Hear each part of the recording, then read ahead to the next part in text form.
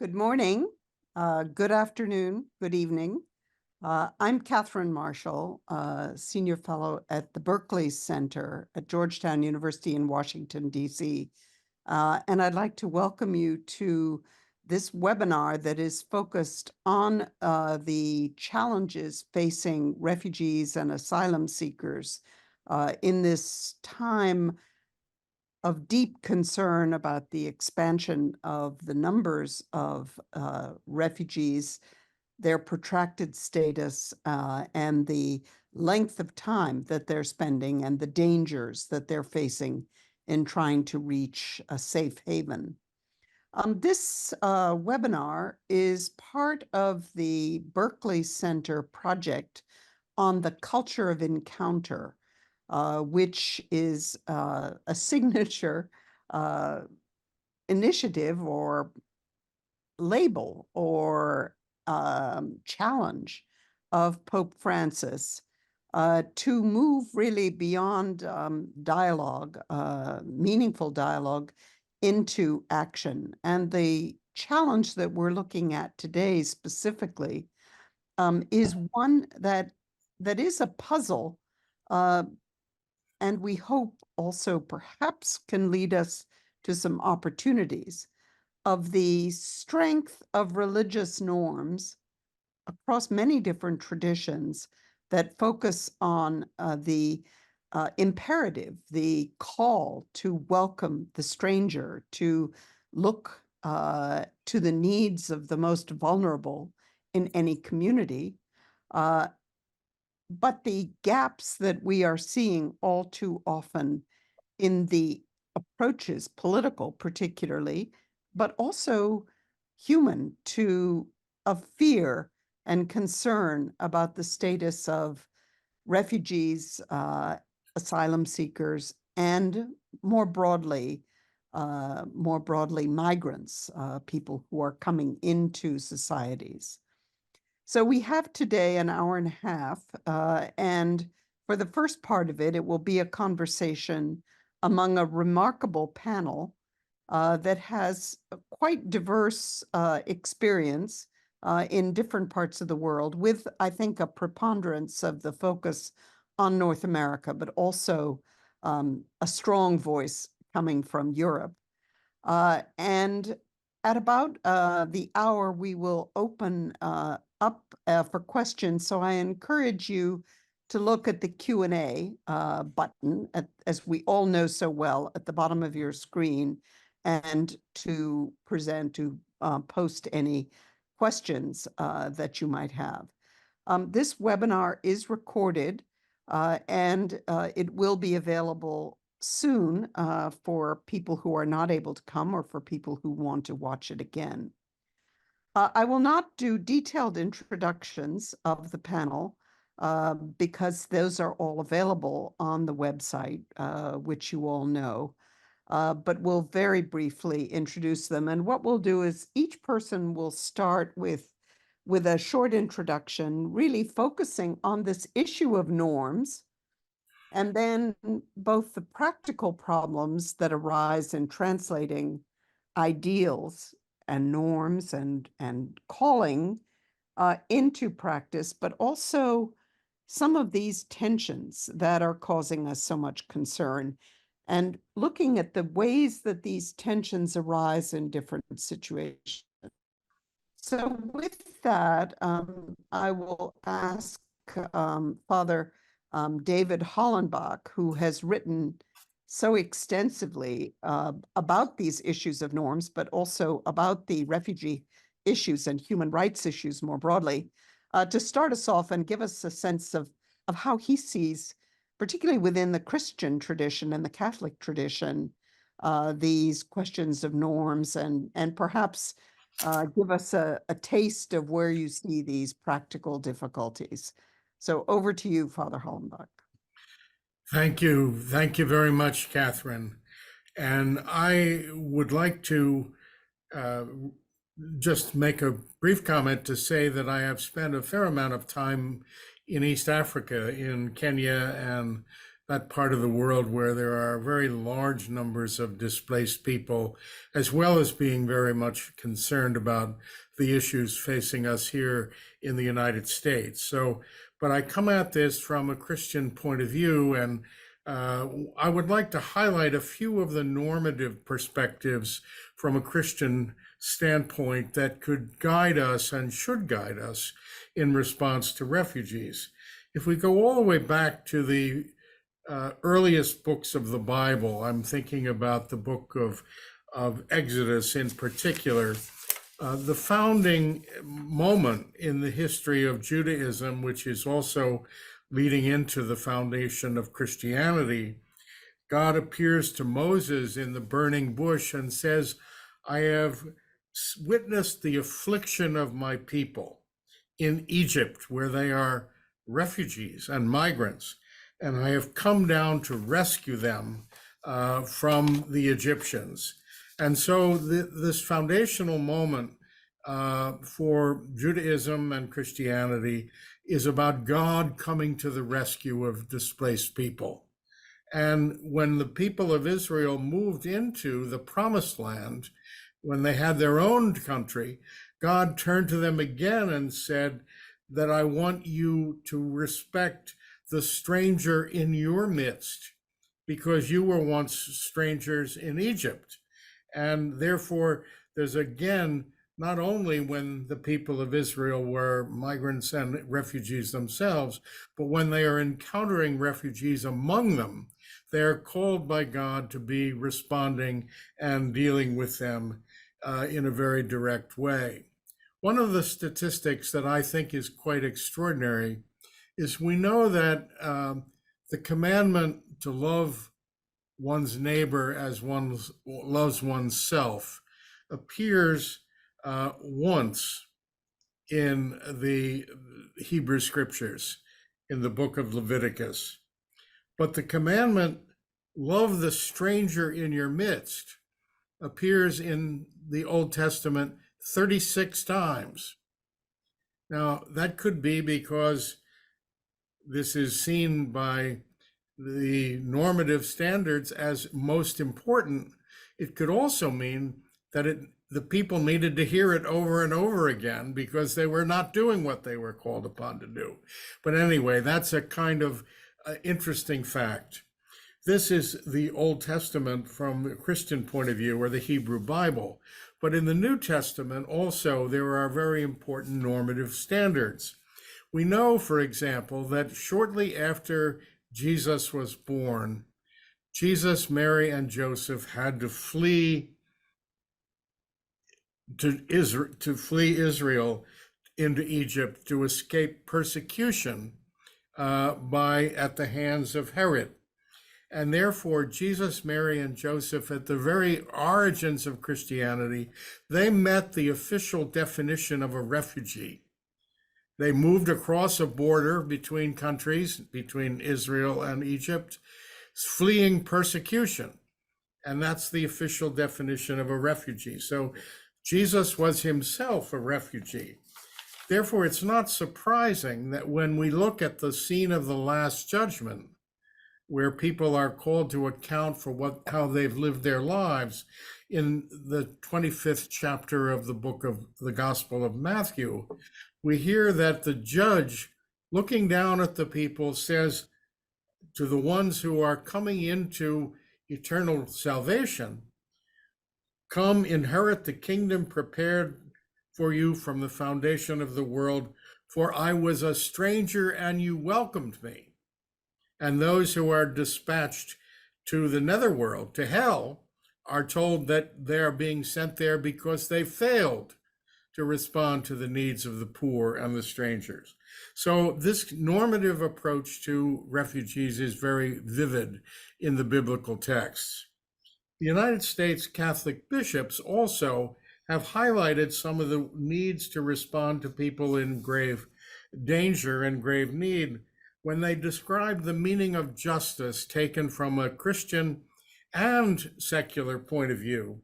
They say that justice demands minimum levels of participation in the human community for all persons. And they turn it around, putting it negatively, saying that the ultimate injustice is for a person or a group to be actively treated or passively abandoned as non-members of the human community. And I think this describes the situation of forced migrants very well. They have no home. They've been left out. They're not treated as members of the human community in an adequate way. Moving forward, then, we're challenged as a normative perspective from the standpoint of social justice to respond to these needs of refugees and displaced people, and also to create institutions that will support them. And this has led us then into the big challenge of where we are today. I like to highlight one of the issues that faces us today in terms of a set of norms that are called the Kew Gardens principles that were developed back in the 1970s by some people looking at the situation in South Africa when apartheid was still in place. But they were arguing about, when do we have a responsibility to try to come to the assistance of people whose harms we have not ourselves caused? This was the case with regard, say, to the United States. They have not caused the harm of apartheid in South Africa, but the principles that were developed to respond to that was to say, you do have a responsibility to come to the assistance of people in that circumstance if they are in great need, if you have the capability to come to their assistance, and you can do so without disproportionate burden on yourself. It seems to me when we look around at the 118 million refugees in the world today, there's great need for sure. Mm-hmm. We have in this country, the United States, considerable capability to respond to that need. Good. And we may well be the last resort, and we can do it without disproportionate burden. Many of the refugees in the world are migrating into very poor countries. So we also have the obligation to come to their assistance. Now, doing that is, of course, a big challenge. And that's one of the big challenges we face today, how to put together that response from those normative perspectives to the response of protecting ourselves, our own well-being. So we'll move forward. Yeah, let's come back to that. That's back. really, so thank you very much. You've really, I think, given us a very strong foundation. But let's move on to another sort of tradition or part of the tradition, but also to a lawyer. So Cynthia Lang, how do you see these issues both within your own tradition, the Church of Jesus Christ of Latter-day Saints, but also your work on some of these issues around asylum and how the law corresponds to the norms? Right. Thanks, Catherine. As you know, I've been involved in immigration my whole career, first as an attorney with the government and then in private practice and as an adjunct law professor and a board member with the National Immigration Law Center. I'm currently representing my church's humanitarian arm, Latter-day Saint Charities, at the Organization of American States, and find we're faced with many migration challenges and opportunities. We, like many other religions, teach that loving our fellow man's an imperative, as we just heard. In the Church of Jesus Christ of Latter-day Saints, our history makes us very sensitive to this issue, as we were once refugees. The early church members were run out of town after town, forced to flee for their lives. They undertook arduous journey, mostly on foot, to escape persecution. Those experiences are still tender, and there's a sense of obligation to help the migrant. We've always provided assistance to others, but in 2015, the church leadership issued a letter launching a comprehensive initiative asking all church members to provide support to refugees and migrants around the world. We were told that being a refugee may be a defining moment in the lives of those who are refugees, but being a refugee does not define them. However, our response to refugees will define us. The church leadership called on members and congregations around the world to get involved in assisting refugees. By the way, this was in addition to the work Latter-day Saint Charities and the church does. It was a grassroots, member-driven initiative. And members helped teach refugees a new language, how to navigate unfamiliar culture, mentored migrant families and single mothers with things such as accompanying them to the grocery store or the school. Members set up and volunteered at welcome centers in parts of the world to help migrants. Today, they teach local languages, how to navigate the banking system, help with resumes. They do mock job interviews and provide babysitting while parents are still being trained on new skills. Congregations get together and prepare refugee hygiene packs or furnish an apartment for a newly arrived refugee family. Youth help organize projects such as establish homework clubs for migrant youth and children.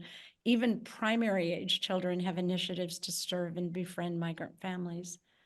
While these efforts clearly haven't solved all migrant challenges, the initiative has changed lives, but not just migrant lives. Church leaders have taught, and I'll quote, "We must take a stand against intolerance and advocate respect and understanding across cultures and traditions. Meeting refugees and families and hearing their stories with your own ears and not from the screen or a newspaper will change you. Real friendships will develop and will foster compassion and successful integration. You will never be the same." End quote. I know that many other faiths have similar initiatives, but I want to address Catherine's question too about the tensions. And despite the tremendous efforts, there are tensions. While most members, for example, wholeheartedly embrace this, there were some people who were surprised or puzzled to see the church take a stand on refugees when some migrants are seen to have broken the law when coming to this or other countries. There's a strong culture of obeying the law, and that can create a tension when they see migrants as illegal immigrants. And this is exacerbated by political rhetoric in our country and many other countries. While our church doesn't get involved in politics, members bring their own political views to the table. And many recent polls in the US indicate that immigration is now the #1 issue for voters. Politicians have learned that the message of controlling the border plays on people's fears of being safe and secure. It also plays on fears of foreigners bringing unknown things to their hometowns that will destroy their way of life. And it can be used to drive people to vote for them. The issues surrounding the refugee crisis, they're complex, even in a religious environment, and if not carefully managed, can destroy relationships in any faith organization. There's nuances to consider in forging a path forward while seeking unity. And in the remaining minute or so, I wanted to address another tension, and you touched on this, Catherine, from a legal standpoint. That's the issue of separation of church and state and the relationship that religious organizations have with governments. In many places, there's great partnerships that can be formed, but in some places, secular states might struggle to know how to integrate faith organizations into solutions. This can be particularly acute in places like Latin America, where I spend a lot of time, because of the history of being intertwined with religion and government.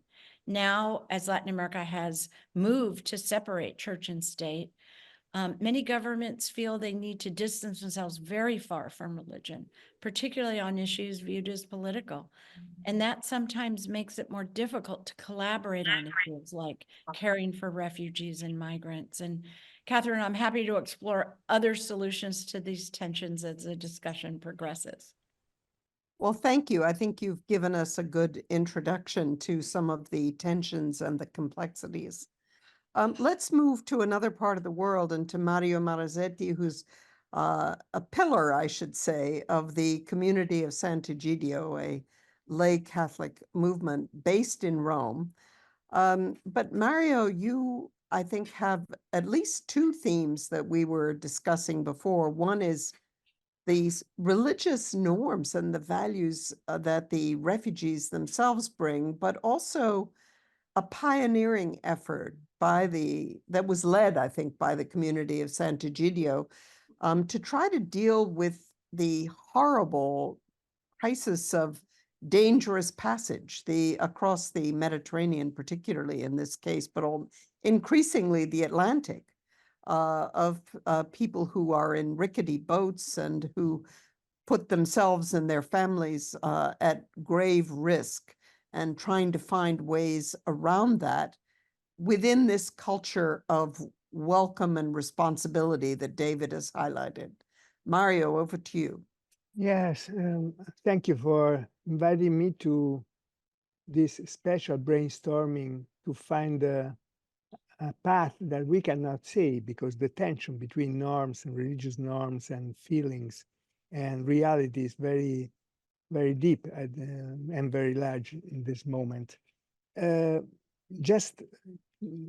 will come to your question, but I just want to put on the table how the world has changed over the last decades, because we as Italians remember the victims of the dictatorships in Greece, or the Chilean refugees, or even the Vietnam boat people that Italians saved. And we were in the 70s, we were in the 80s, and this happened in many parts of the world. I heard of the British and South African refugees at the time of apartheid, and now the UK is deporting refugees to Rwanda, and Italy has blocked boats that were saving the refugees in the Mediterranean Sea. That is now a real cemetery. It is about 25 years that the community of Sant'Egidio every year has a memorial of the victims in the Mediterranean. And we calculate that for each victim, there are 2 that are not found. So probably we are now at about 35 certificated victims, and probably 100,000 people who died in the Mediterranean. So to die just to live, in order to try to live, is not acceptable. And the roots for a Christian are, of course, Matthew 25 chapter. Whatever you have done to one of these very least of my, you have done it to me. So you have fed me, you gave me clothes, you visited me, and so. Or I think that also in Leviticus, I heard before what was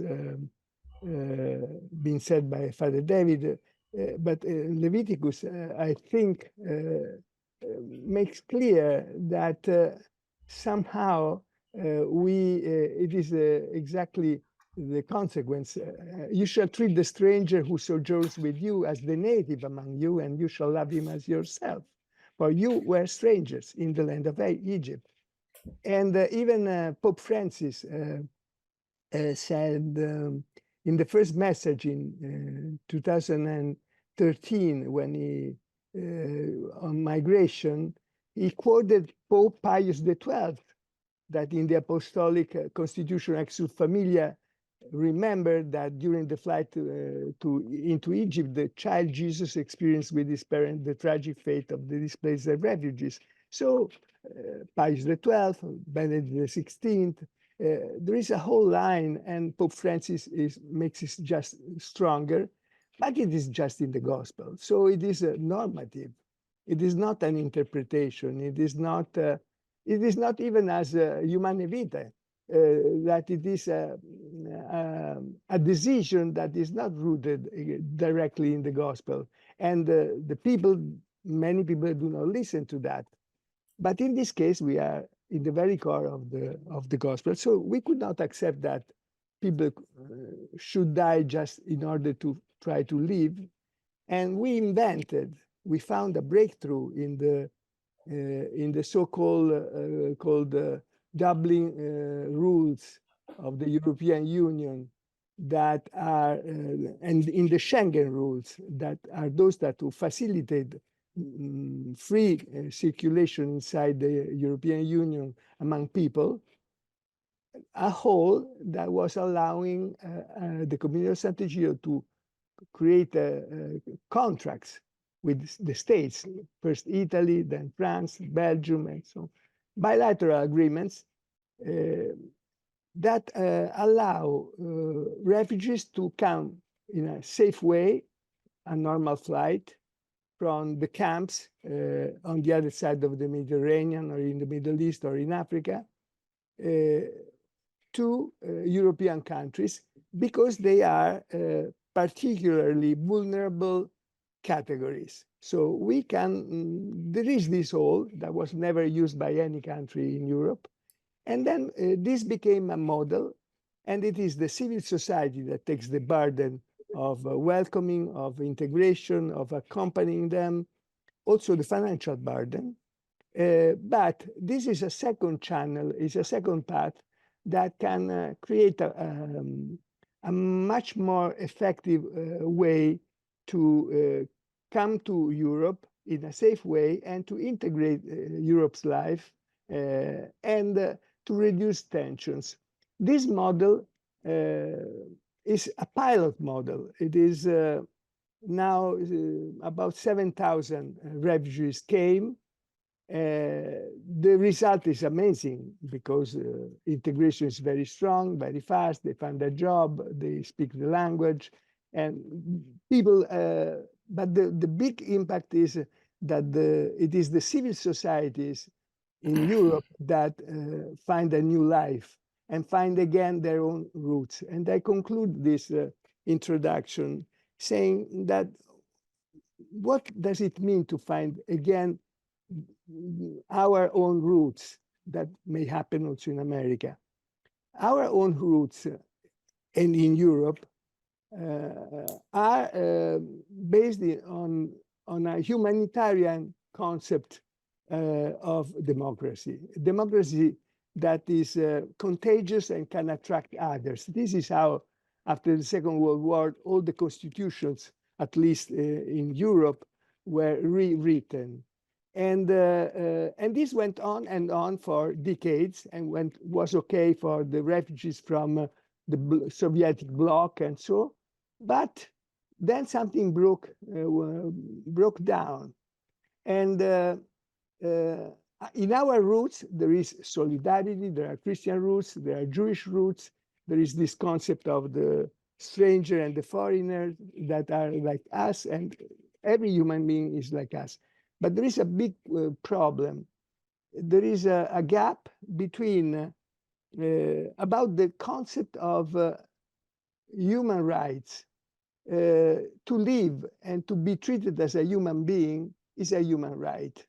To be safe and to eat and not to be scared, and to find a shelter, a home, a house.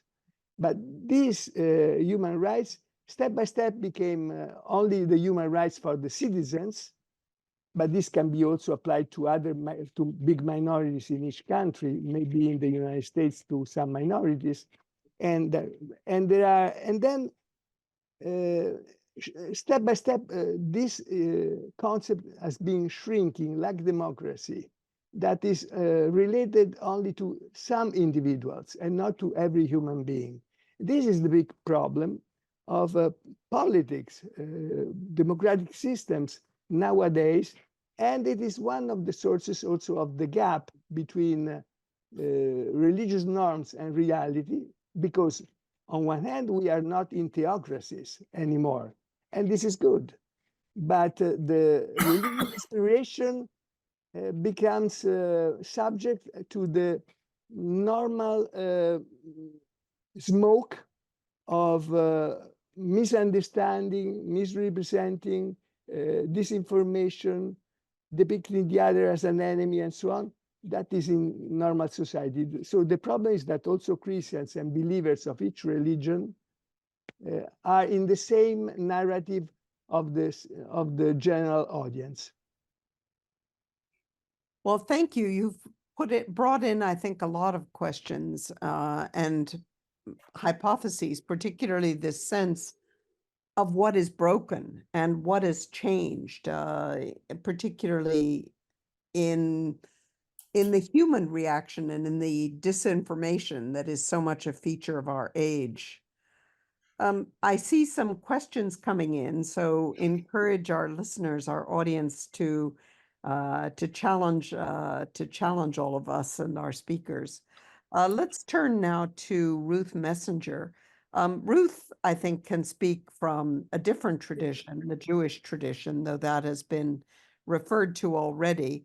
But Ruth is also very much a part of the major city of New York, and is seeing firsthand what is happening there. And in a sense, both I would say from the secular and the religious, this gap and the tension between what people ought to do and what they're taught to do and what actually happens. So over to you, Ruth. Thank you. Well, I feel like there's a lot to say. And I love the framework here, talking both about the religious imperatives and the real life tensions. Well, religious imperatives, my heritage has been nicely quoted. Rabbis say that the most frequently repeated command in the Torah is to remember the stranger, the widow, and the orphan. Take care of the widow and the orphan. Remember the stranger, always followed by because you were strangers. And for me, that's been a pretty powerful message that we are, in fact, most of us immigrants, many people who are immigrants, relatively recent immigrants, first or second or third generation, but don't acknowledge that, don't tell their own family stories, and then don't see the parallels to today's immigrants. But yes, that's the formative teaching. There's one other biblical teaching that I'd love to mention, although it takes a minute or two. There's a directive in Deuteronomy. It's a long directive about what happens if there's a corpse out in the desert, and the heads of the towns need to measure which town is the corpse closest to. That's the town that's responsible. And then it says it provides a ritual that the elders of the town should go essentially to take care of those and bury the corpse. And they're supposed to say, our hands did not touch this body, nor did our eyes see him. And the rabbi's interpretation, which I love, is that what they're basically saying is, if we saw a stranger walking through our town, coming into our town, or leaving our town to go to the next one, if we saw him and talked to him and did not provide for him, who did not tell him that he needed to take water and food into the desert, did not see if there was, then we are guilty. So that they go out of their way to say we didn't see him, because they know that if they did acknowledge that they'd seen him, then he would have been their responsibility. For me, that drives home the notion of responsibility from my tradition.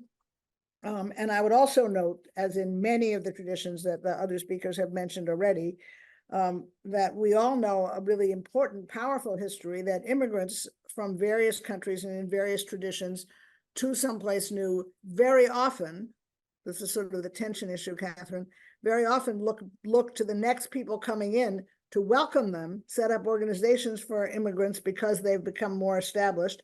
And at the same time, there are people, as I said before, who are relatively recent immigrants who are sure that today's immigrants are not the same story, and basically should not be welcomed.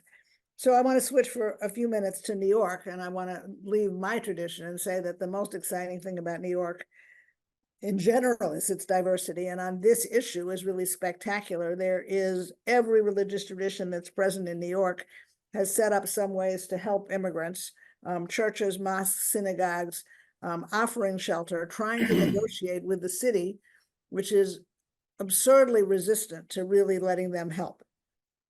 It says that's not true. It says it's happy to have them, but it doesn't fund them. It doesn't help them secure private funding, and it doesn't provide them with the infrastructure that they need to do a better job in welcoming people. And so we see the tensions every place, inside some religious groups, as some of my colleagues noted, where people may hear what the faith leader says, from the front of the room, but nevertheless, there's like, wait, who, me? And am I really obligated to do this on the one hand? But on the other hand, this extraordinary outpouring of care and attention. And by the way, Catherine, not just from houses of worship, but from small secular organizations, from community-based groups. And a lot of what I do is try to help those groups establish themselves, be in contact with each other. The amazing outpouring of response. We're a city now that for the last 22 months and looking forward is assuming 10,000 new New Yorkers a month. So it's a big number, and the city has a legal responsibility to provide them with shelter, which it doesn't do nearly as well as it might.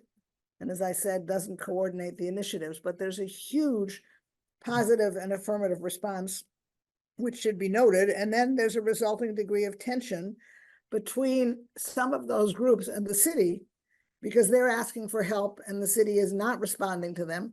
And that despite the fact that we have a mayor who in Cynthia's version might even cross the line between church and state, but has been known to say that he's ordained by God to be the mayor of the city of New York, and that there's nothing that he loves more than faith-based groups and communities. And it was ironic that he just took a trip to Mexico where he praised the work of the faith-based groups in helping immigrants, when precisely the same things are happening in his city. And there are a great many ways that he and his administration should help. I have lots more to say about that later, Catherine. I didn't look at my watch, so I'm not sure how much time I've used up. But let me just close this part of it by picking up on something that relates to something that David said earlier, and share the observation of my favorite Jewish teacher, who is Rabbi Abraham Joshua Heschel, who said, in a free society where terrible wrongs exist, some are guilty, but all are responsible. And I think that describes exactly the immigration situation. Most of us did not create the policies in other countries that cause people to flee. Most of us did not write in the United States policy that for many, many decades was hostile to any immigrant group coming in. But we have a tradition that says we're responsible for taking care of other people, seeing ourselves in them, recognizing the connections between our own stories and their stories, and being available to help them become, this is my last point, become the new New Yorkers that we need. Because I am at least in a city that has labor shortages and could actually do a great deal to put these people to work if we had different levels of cooperation from the local and state and federal governments.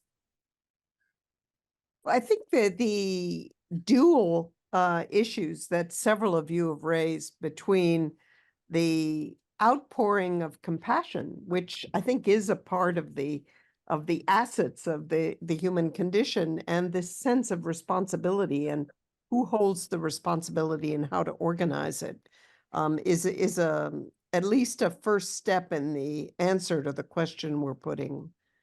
One of the Let me note one other issue, which is what I work on a lot, and that is this outpouring of compassion. I love the way you described it, but we also need to tell those people who are compassionate and responding that they could play a role in trying to change policy. Yeah. And so that's a second level with many of the religious organizations whose work I love, is, you know, to get them to get, as it were, 2,000 signatures on a petition, or to support a candidate who's really going to help immigrants more. So that there's that issue of turning it into policy that's also important. I think that's one of the assets that we have in this group is the combination of the moral imperative, the human rights focus, the religious focus, and how do you translate that into better policy? One of the most dramatic issues in American politics is what's happening on the southern border of the United States. And we have Ruben Garcia, who is deeply immersed in that situation on a day-to-day basis. So Ruben, He is amazing. I'm the one who reached out to him to join this panel because I saw his work. yeah, well, let's hear about it. Ruben, over to you. Thank you very much, Catherine. I appreciate very much the invitation to join you, and I'm just delighted to hear all the comments that are being offered this morning. True, we are here in El Paso. My focus is in receiving the refugee on a daily basis. We oversee a network of hospitality sites. Annunciation House itself operates numerous hospitality sites and has been doing that for over 46 years. And it's a very down-to-earth work of welcoming people as now it's as they get released from Border Patrol. Prior to that is as they would cross the border and find themselves out on the street and offering them the most basic of hospitality, shelter, meals, place to clean up, take care of basic human needs. And so we've been doing that for a long time and have had a lot of experience. In the process, we've learned a great deal, and it's allowed us to be a witness very much to the interaction between the reality of all of these human beings. And sometimes the flow of refugees can be low, and by low, I mean, we may be talking about 200-300 individuals on a given day, but it can also be high when we're talking about 11, 12, 13, 1,500 individuals on a given day that need to be received. And that's been kind of the history in which we've operated. In that process, it's been possible to bring together a network of primarily faith-based groups, different denominations, some of them that don't identify from a denominational point of view, but most who do. You know, there are different denominations that feel the need to live out their understanding of their own faith tradition. And so continually over the years, I have seen the challenge that faith communities struggle with in trying to decide what is it that my faith calls me to. And so as I listen to people talk about the norms, an interesting thing that I see, that I experience, is that people seem to understand what the norm is. People seem to understand what it is that faith calls them to. At the same time, when you start looking at the practical, down-to-earth implications of offering hospitality, and that can be as basic as someone from a faith tradition asking themselves, would I be willing to receive this mom and dad and their 2 kids into my own home?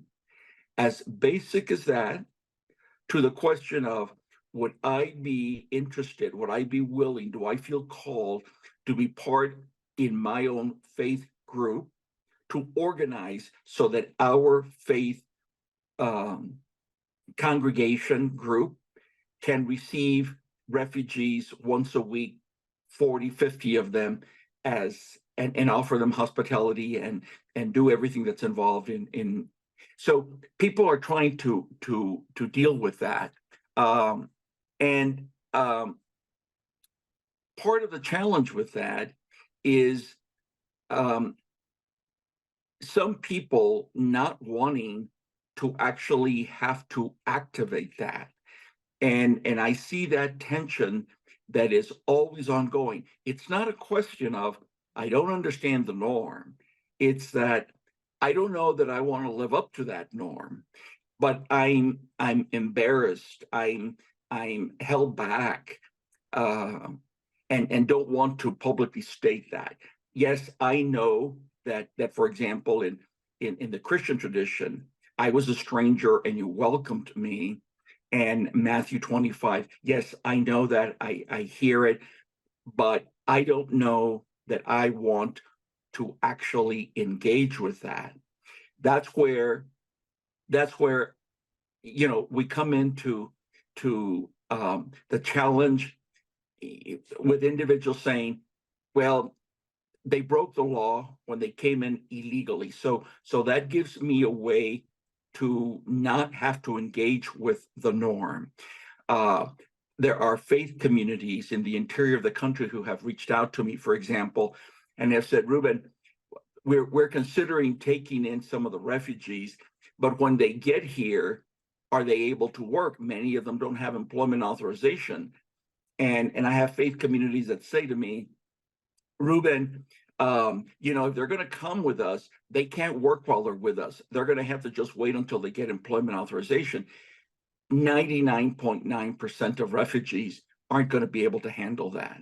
We have no sense of the destitution that people have experienced in their lives, and going out to work here in El Paso, refugees that are staying in the hospitality sites, they go out every day to look for day labor to earn $50, $60, $80, $90, $150 on a day, even though they don't have employment authorization.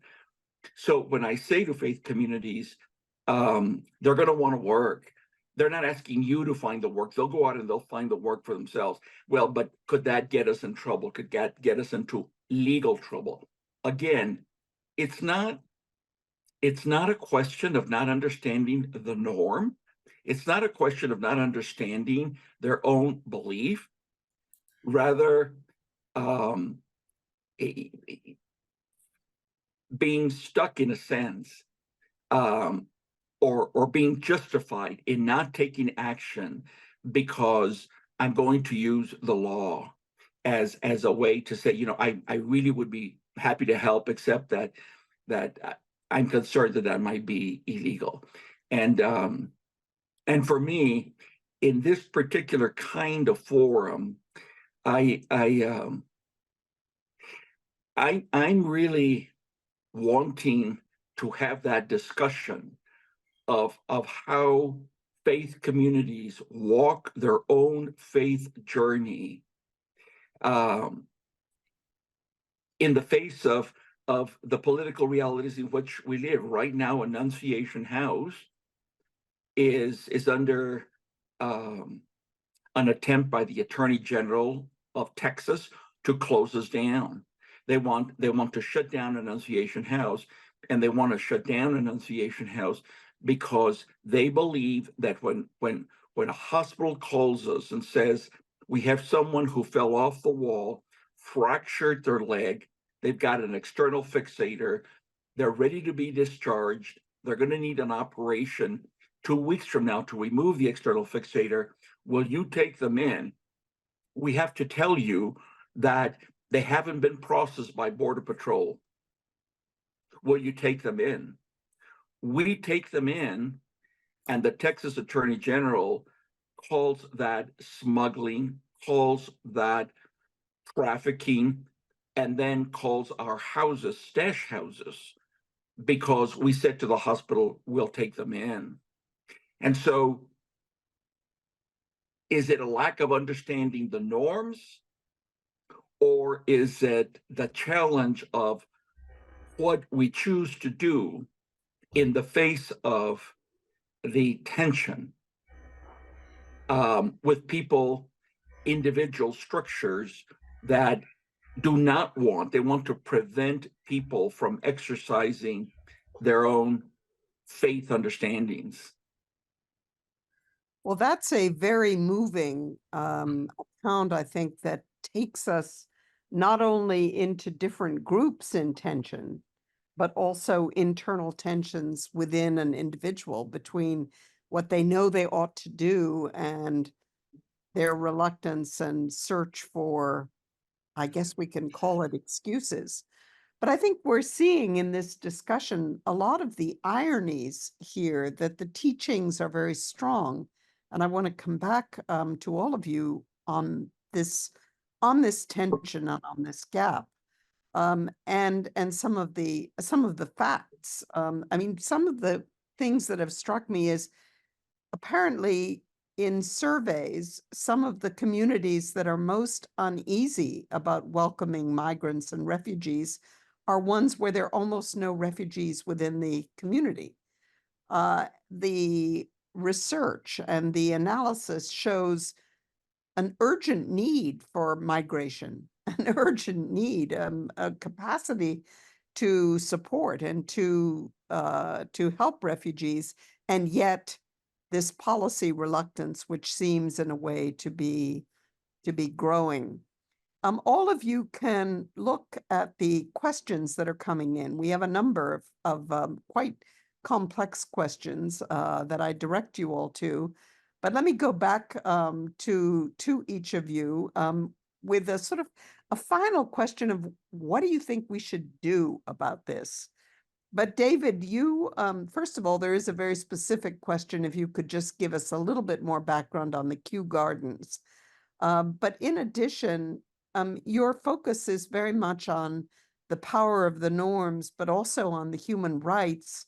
How do you take this challenge of policy, and the tensions between what we know we ought to do and what we do, and within each individual as well as within the community? Thanks, Catherine.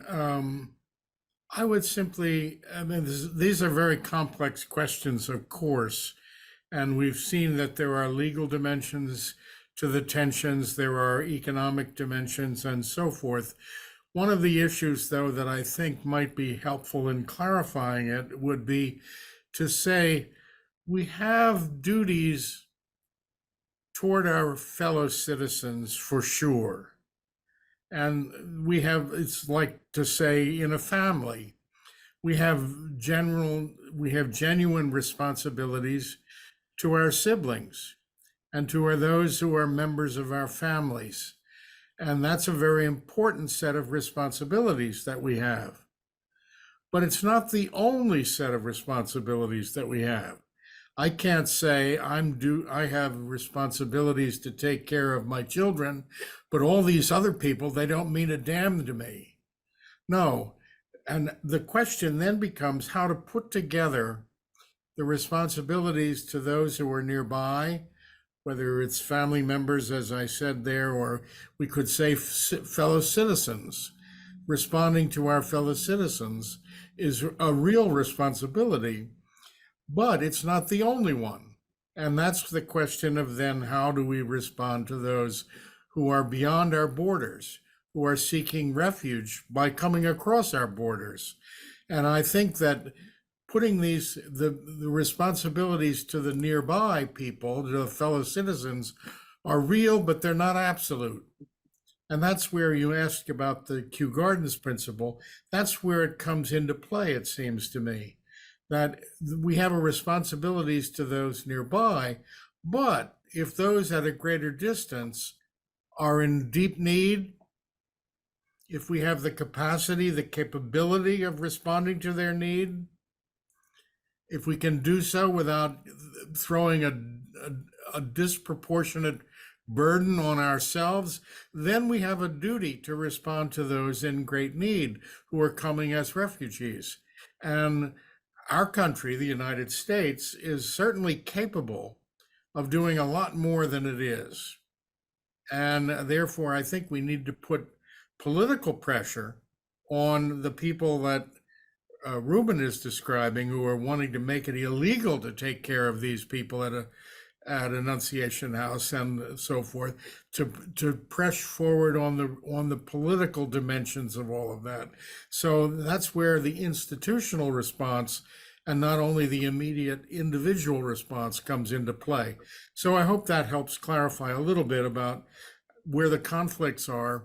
But the conflicts are not a simple trade-off between those nearby and those that are distant from other countries, but how do we balance those and how do we put them together? And I think when there's great need, when we have the capacity to respond, and when we can do so without a burden that's too great on our own well-being, we have a duty to respond, and that's very important. And I think that's where we have to challenge the idea that protecting the borders is the only responsibility that we have. No, we have a responsibility beyond our borders as well. Well, You're highlighting very much the political imperative, shall we say, of really setting the framework. And Ruth, you have years of experience as a political leader.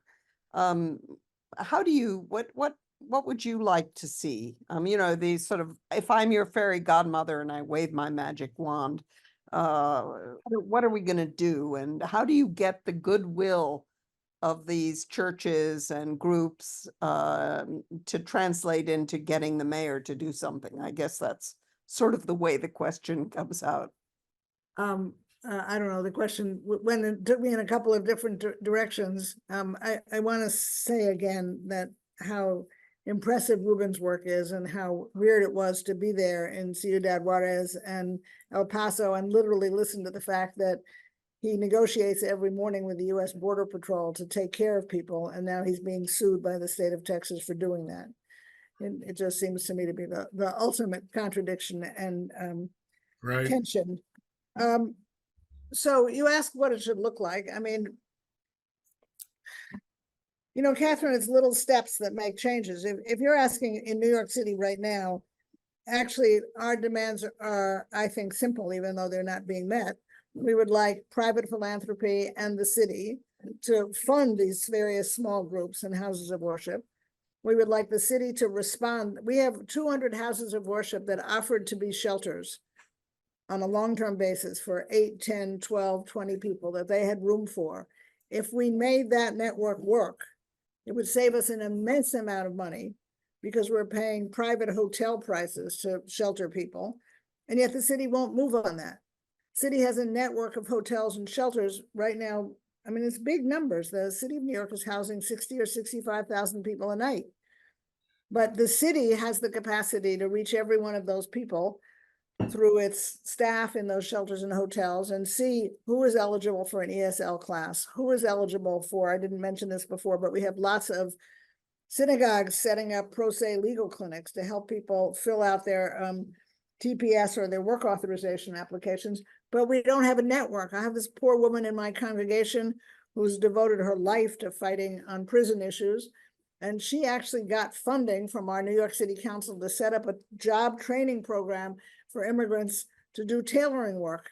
But she has to go retail. She has to contact every church or mosque that's housing people and say, do you have anyone who's eligible for this course and might want to take it? Why is that the case in New York? Why is the city not moving rapidly and in good spirits to say, these are workers we need, let's open up a set of infrastructures that only government can create. That's a pretty large scale, and make sure that everyone knows where to go. Right now, if you want to know where the best place to cross, I think Ruben would agree with this, to cross the border in Texas or the best place in New York to get a meal, just to ask an immigrant or asylum seeker. They have a network of social media. They tell each other everything, you know, go in through gate 36, go to this mosque tomorrow. And why the government can't at least coordinate that. And so then I'm going to come back to my policy point is I would like to see, and I'm getting some encouraging support, but I would like to see a network of faith leaders stepping up in a coordinated and articulate way to say to the city of New York, we are a city with a large number of different faith communities, and the leaders of those faith communities would like to see the city be more welcoming and more hospitable. And would like to see the city and the federal government coordinate to get people working permits. It should not be nearly as complicated or exhausting as it is. Well, they're very practical ideas that you're suggesting, which I guess is encouraging that there is a solution. I think we should step back a little bit from some of these very, very close to home issues in the United States, and both Mario and Cynthia, I think, are acutely aware that the vast majority of forcibly displaced people, refugees and asylum seekers, are nowhere near the wealthy countries. They're neighboring, and they also demand tremendous support. And they were literally talking about cutting rations so that people have less to eat in so many places. So Mario, do you how do you also have a political eye, shall we say, and political roles over your life? Do you have some thoughts of where we go beyond even the very practical work that you've done with the humanitarian corridors that you told us about? Well, I think that yes, we have to help politics and states and governments to understand how sooner or later, it is sooner, but could also do later and do it later. They have to change the narrative they create, and that then becomes a cage for themselves. Just to give an example. Can you explain that a little bit more? That's Yes, exactly. Angela. The thing is that how a country like Italy or some European countries that were pretty clear for helping migrants in many ways. Italy in 1979 sent 3 warships to the Sea of China to save boat people. And they arrived in the northeast of Italy by Venezia, by Venice. And so welcomed by the ministers, the cardinals, and the people. And the same happened for all the kind of refugees in the 70s, 80s, for a long time.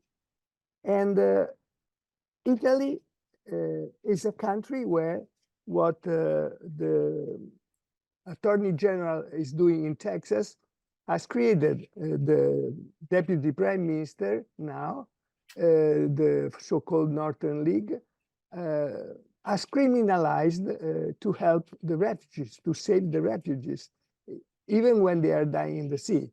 And but Italy is dying without migrants, because Italy is the second country in the world for elderly people. And the internal areas of Italy are fantastic places, becoming deserts. So if you want to buy a big house, a beautiful place in Italy, this is the time, or maybe next year will be an even better time, because Italy cannot survive without migrants and cannot be competitive without all that. And Italy is only the forerunner of Europe. And Europe is going to be the same step by step, at least in large parts of Europe. Well, Italy needs that, but cannot welcome refugees, and Italy is dying. So we need to help to change the narrative so that even governments that are against migrants can do the right thing. Italy in this moment went to India and secretly made contract agreements that 150,000 Indian people can come to Italy. But this is absurd. And then this happens everywhere. What I want to say is that practical things, for instance, Ruth was saying we would need not to go at a retail scale. So it is 30 years, just if it is a suggestion. We have created in Rome and in other cities a small guide, like a Zagat guide, that is called Where to Eat, to Sleep, to Wash Yourself, and so on. And it is every year updated how to live and survive in a big city like Rome. It could be done like in New York, because we were collecting all the news from everyone and giving this. This could be done also by the city council, of course. But what can we do? I think we can first use a resource that has not been used, that it is civil society, and convince that the governments and that this is a second track, that it is useful for them because it can imply a fast integration, a reduction of tensions with the native population, using resources like personal resources, like religious networks, like associations, like good individuals, young retired people with some money, with some homes, with some time, and so. And this can become a big channel for big numbers, and the refugees could also be somehow their stories be listened to even before they cross the border on the other side of the Mediterranean, in Africa, in the Middle East, or outside the United States. And those who come, and they can also be groups, families, not just individuals, their stories can be listened to. They can be also trained in their countries before coming in case, at a government scale agreements. And this becomes a large number way of entering our countries in a legal way, and that can become good for the civil society and also for the governments. We can create a critical mass to do that. Politically, Europe without this will be in trouble, and Italy is already in trouble. I think it is, but in this moment, governments are doing the opposite of what it is useful to themselves and also to the population, because they are living short term, and politics is riding fear, but then fear becomes real, even if it starts as not real. So we need to free our democracies from that. Otherwise, they become weaker and weaker, and only extremists will take over our democracies. We still are experiencing the so-called illiberal democracies in Europe, but because simply nobody does the normal thing. And to do the right thing needs a narrative, needs the support of a narrative, or needs some courage or leadership, and we do not have either one. So courage, leadership, democratic principles, and a new narrative. I think And that's what we very can do strong message. as individuals, and I conclude. Well, and is it's that- also, you're also talking about scaling up the, Yeah, okay. basically taking what is actually happening and building on it, which is also, I think, very much Ruth's core point that she's making. Cynthia, there are a lot of the questions that are coming. Sorry. Okay, Only over to you. one sentence. We cannot win this battle if we do not change the culture of waste. So we have gone to a critical point in history, in my opinion. Capitalism, our systems, our modern society is producing a lot of good, but also waste. And now waste are human beings. Zygmunt Bauman highlighted that, but the culture of adapting yourself is stronger than the culture of changing what is wrong. And this is like a pandemic. We need to change that. So to change is not a bad word, and it is a need. So we cannot defend our lifestyle as it is in everything, and then to desire to do the right thing, because our lifestyle as it is produces wars, competitions, increases borders, creates enemies, and produces waste, and human beings as waste. So we need to start thinking our communities must promote that, that we do not adapt ourselves to the world as it is. It is not acceptable.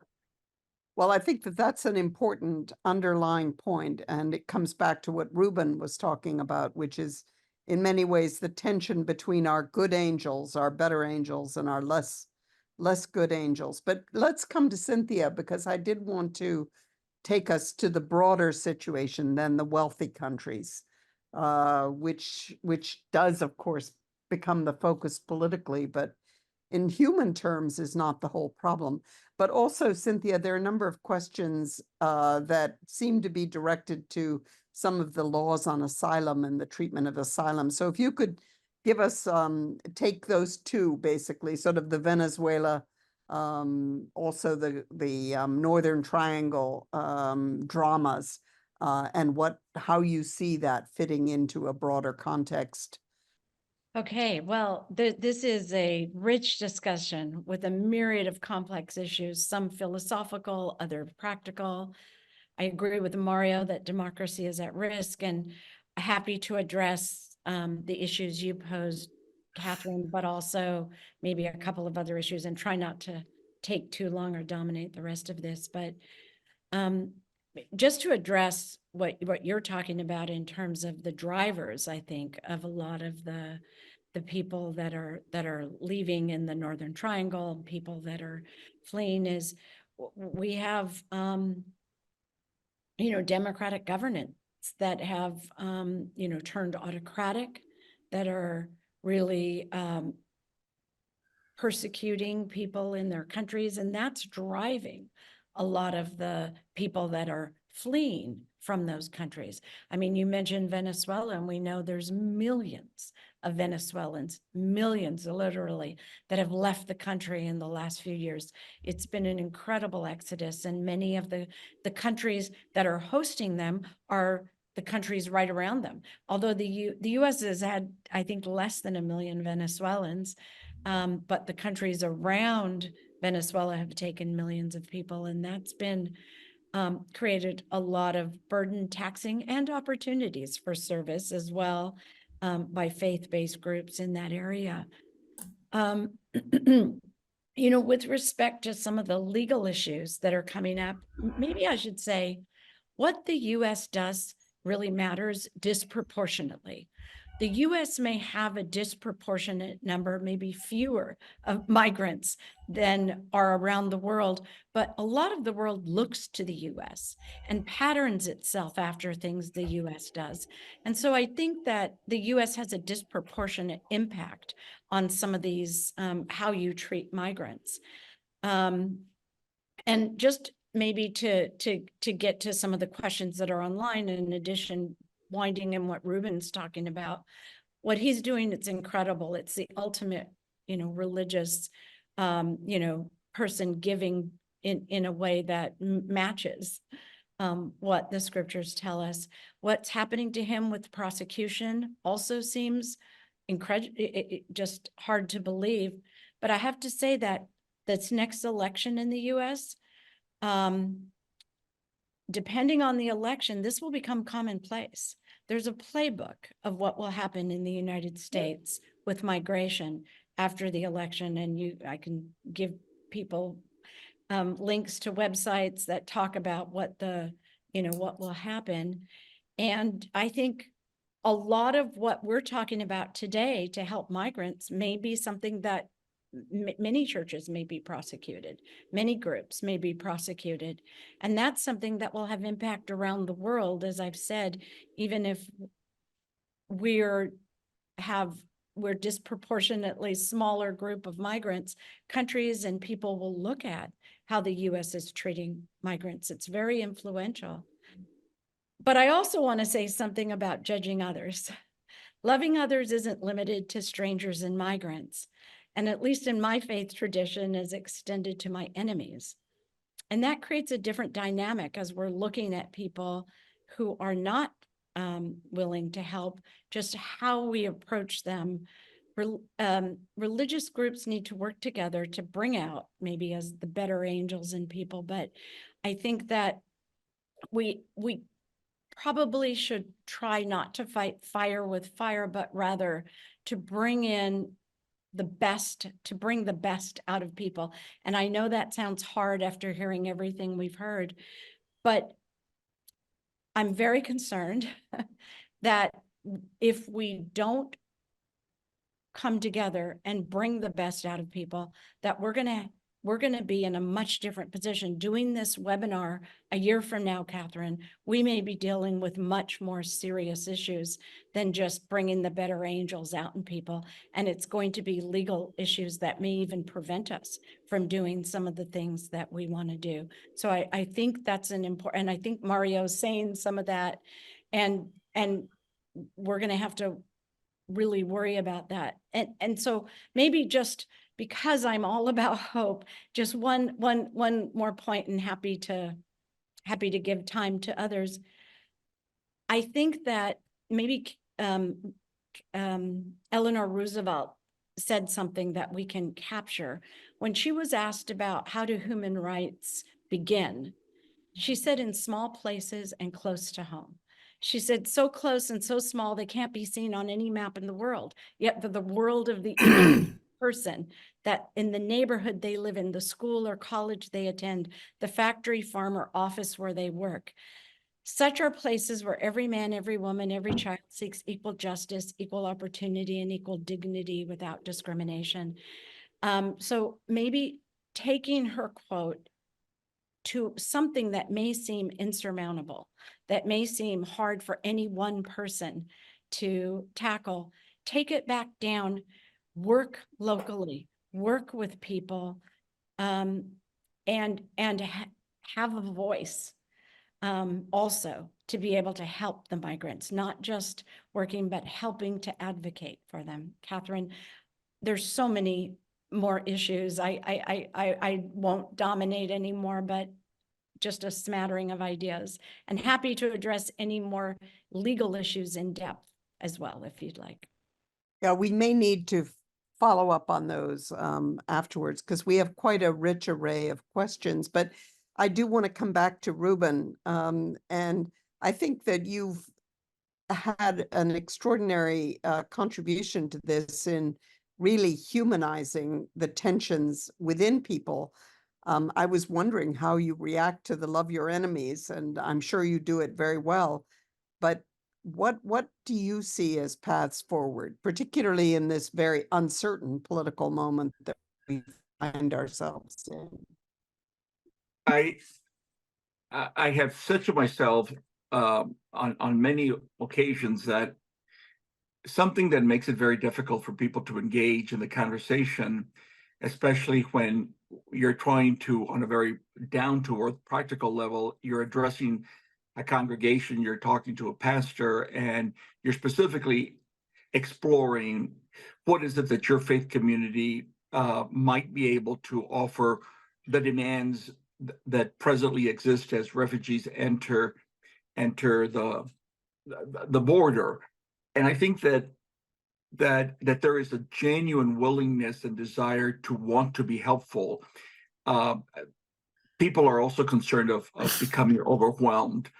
And so one of the things that I think is really important, and it was already mentioned by Mario, and it's this: people want to know, when we speak of the flow of refugees, is there ever going to be an end to this? Are the people from the Northern Triangle forever going to be fleeing Guatemala, Honduras, El Salvador? Is this a forever reality? Are the people from Venezuela going to be fleeing Venezuela forever and forever?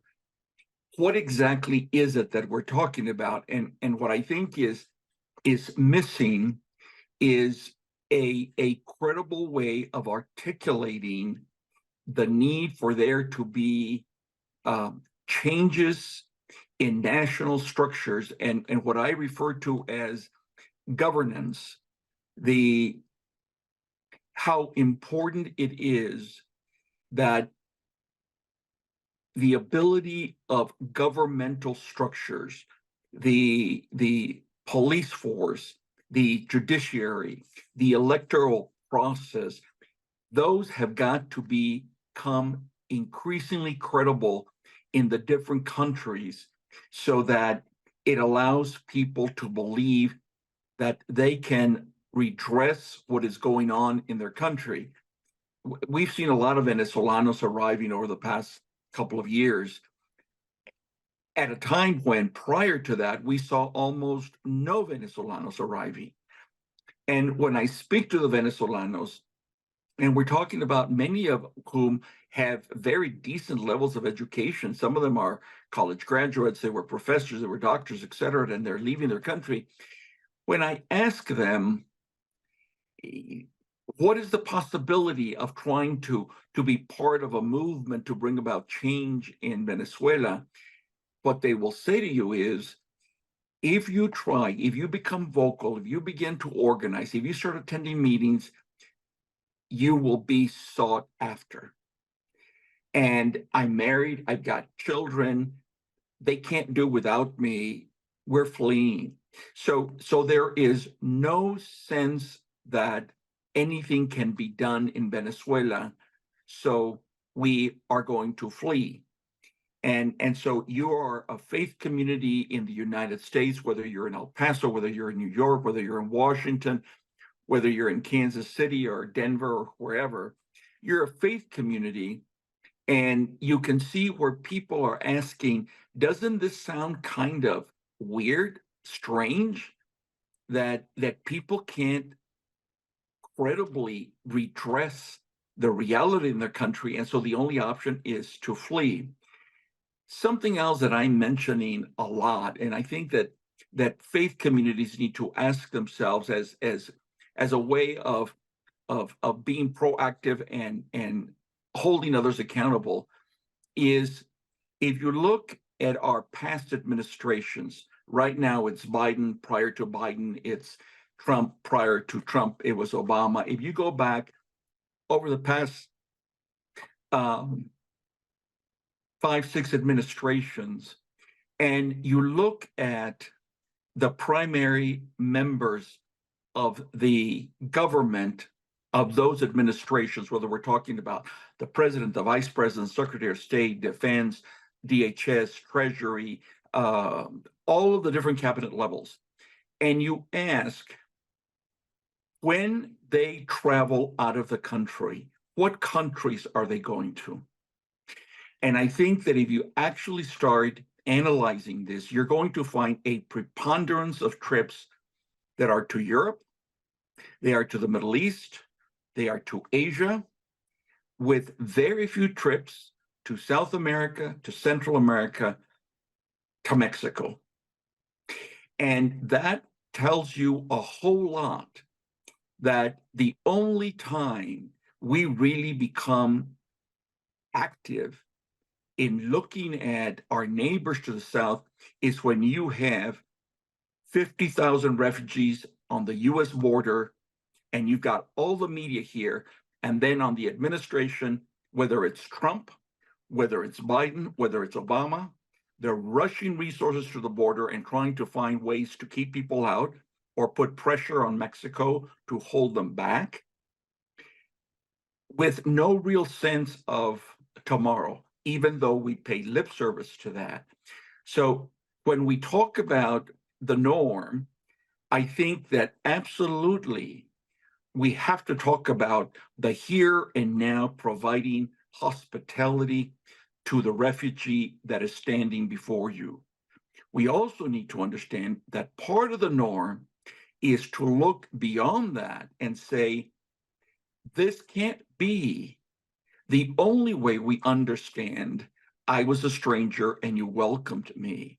We have to understand that that is broader than the person in front of me and ensuring that this person has a place to sleep and meals and protection and meeting their basic needs when they've arrived. It also includes understanding that our government has got to engage in very different ways, and we need to do that before we have these surges on the border, and there has to be accountability for that.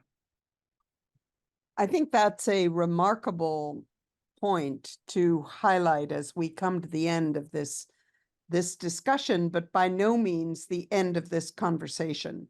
And I think each one of you has made extraordinary contributions to thinking both about the power of goodwill and good experience, both past and present, but also the tensions and the challenges ahead, including some of the very vivid dangers that have been traced. I was very struck some years ago when a very compassionate leader who was a supporter of development assistance was almost threatening in the way that he spoke to colleagues. He said, if you don't help people in Mexico, you're going to be helping them here in the United States.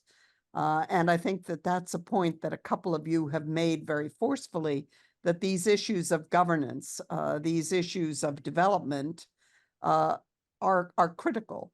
Another issue that we haven't really touched on here, and because we've been, in a sense, blending the issues of refugees, asylum seekers, and migrants, we haven't even touched on climate migrants, which is a whole new area of potentially hundreds of millions of people that could be affected by changes in the climate.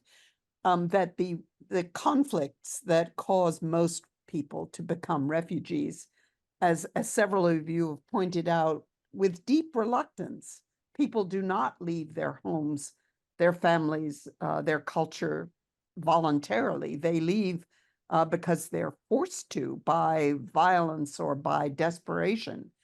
So I think that Ruben's point that a first sort of human priority is to care about these people and to bring out the human instinct that's reinforced by so many religious traditions to welcome the stranger, but at the same time, to change the narrative, as Mario suggests, to bring a more positive and a broader narrative to overcome people's fear, which is, I think, what's driving some of the politics. There, the other side that sort of sacrificing your own lifestyle to benefit others is an ask that we make, but it is a real one. So I think we've come to the end of our time. It's to thank all of you who have been listening, to remind you that the recording of this conversation will be available soon, and we welcome you to pass it on and to contribute to the continuing conversation. We're planning in the fall to have a conference that will take some of these issues deeper and to try to forge this link, to understand it, to forge it, and to change the narratives about these complex issues that we're all facing. So with that, thank you all so much, and have a pleasant rest of your day.